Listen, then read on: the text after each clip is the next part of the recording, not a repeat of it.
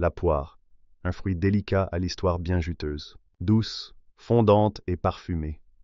La poire est bien plus qu'un simple fruit de fin d'été. Elle fait partie des plus anciens fruits cultivés par l'homme, avec une histoire qui remonte à plus de 4000 ans. Originaire des zones tempérées d'Europe et d'Asie occidentale, le poirier sauvage, Pyrrhus communis, pousse déjà à l'état naturel à l'époque préhistorique. Mais c'est vraiment durant l'Antiquité que la poire entre dans nos jardins et dans nos cuisines. Chez les Grecs, puis chez les Romains, elle est déjà très prisée. On la déguste crue, bien sûr, mais aussi cuite dans du vin ou séchée pour la conserver. Le célèbre naturaliste Pline l'Ancien, au 1er siècle, mentionne pas moins de 30 variétés de poires dans ses écrits.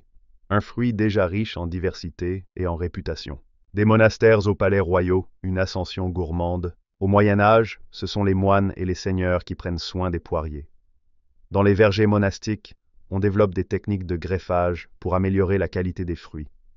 On cherche à rendre la chair plus fondante, le goût plus parfumé et la conservation plus longue. À partir du XVe siècle, la poire devient un fruit raffiné, très apprécié dans les cours royales de France. C'est à cette époque qu'on distingue les poires à cuire, utilisées pour les plats chauds, des poires à couteau, que l'on mange crues. Avec les siècles, la France devient l'un des pays les plus actifs en matière de sélection fruitière.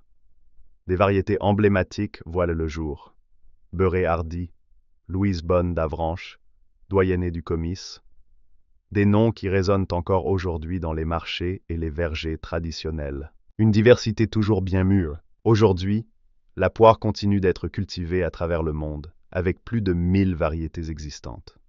Certaines sont idéales pour être croquées, d'autres pour être pochées, compotées ou transformées en jus. Le poirier aime les climats tempérés et les sols bien drainés. C'est un arbre un peu plus délicat que le pommier, mais il trouve parfaitement sa place dans les vergers agroécologiques, aux côtés d'autres fruitiers et plantes compagnes. En France, on le retrouve autant dans les vergers familiaux que sur les étals des marchés bio. Sa chair fondante, ses arômes floraux, parfois miellés, en font un fruit à la fois rustique et raffiné. Conclusion parfumée. D'un petit fruit sauvage préhistorique à une icône de la gastronomie française, la poire a su traverser les siècles sans perdre une goutte de sa douceur. Elle incarne l'élégance naturelle, la richesse variétale et le lien entre tradition et modernité. Alors savoure chaque bouchée, et à la semaine prochaine pour un nouveau fruit à déguster, au fil du temps. Dis-moi en commentaire quel fruit ou légume tu veux voir en vidéo.